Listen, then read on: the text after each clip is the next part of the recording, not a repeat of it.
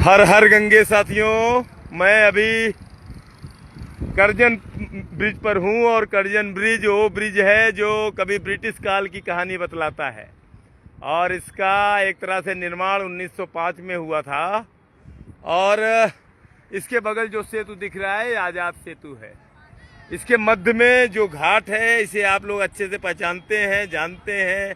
मैंने अक्सर आपको दिखाया है, यहाँ के बारे में बहुत कुछ बताया भी है।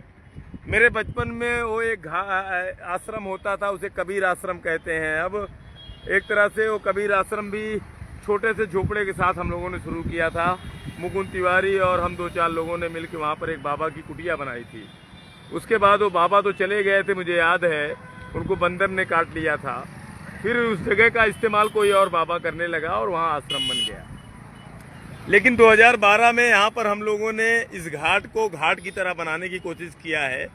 उस समय यहाँ पीपल का पेड़ था और जब यहाँ पर स्वामी सानंद आए थे तो उस समय इसी पीपल के पेड़ पे वो बैठकर और शंकराचार्य जी ने बैठकर आराम किया था।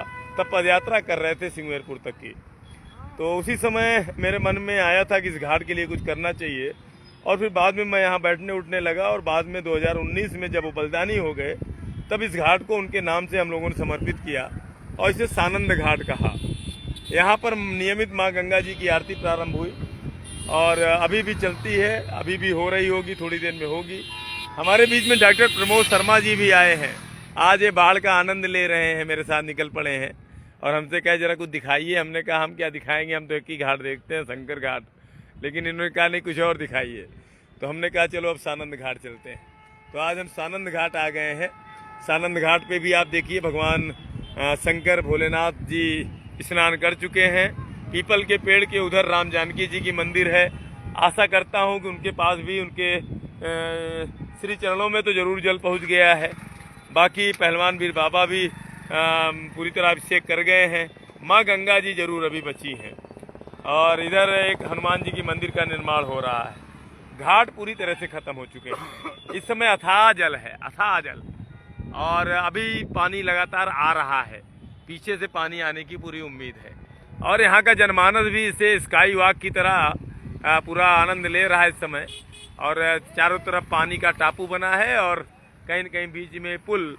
ऐतिहासिक विरासत है, इसे कहीं न कहीं संरक्षित करना चाहिए और अच्छा बनाना चाहिए। डॉक्टर साहब क्या कहेंगे यहाँ का दृश्य देख के, और इस पुल को भी क्या कहेंगे?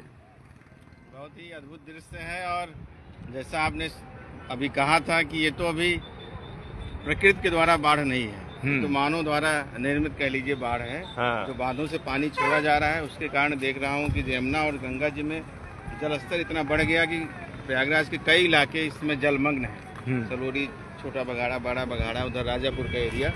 और जब कभी प्रकृति अपना विध्वंस रूप दिखाएगी और अधिक वर्षा होगी उस समय क्या स्थिति बनेगी? और देखिए, आइए महावीरपुरी दिखाएं आपको। वहाँ पर भी एक हम लोगों ने घाट ही समझ लीजिए, घाट बना है। वहाँ भी एक भगवान शिव की प्रतिमा रखी है। वो पेड़ भी एक समय हम ही लोगों ने लगाया है और वहाँ एक समय गंगा दशहरा होता था।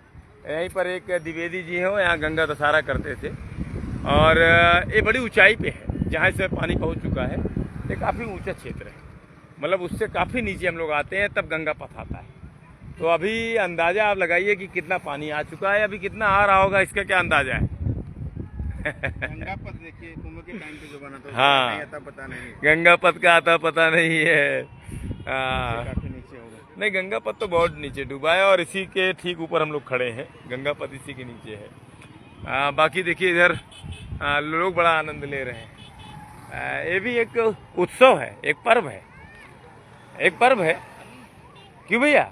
एक पर्व है। माँ गंगा का पेट भरा है, वे हनुमान जी स्नान कर रहे हैं। लोग इसको खुशहाली में क्यों नहीं देख रहे हैं? लोग इसको बाढ़ के रूप में ही क्यों देख रहे हैं? है कि नहीं डॉक्टर साहब, क्या कहेंगे? हर चीज में आनंद ढूंढा जा सकता है कि नहीं? अगर आनंद ना हो तो इतने सारे लोग यहाँ क्या कर रहे हैं? ये आनंद तो ले रहे हैं। हर हर गंगे। डॉक्टर साहब बोल नहीं रहे हैं कि बोलती क्या है, बंद हो गई है। चलिए अभी बतलाते हैं सभी को। हर हर गंगे, जय जय गंगे।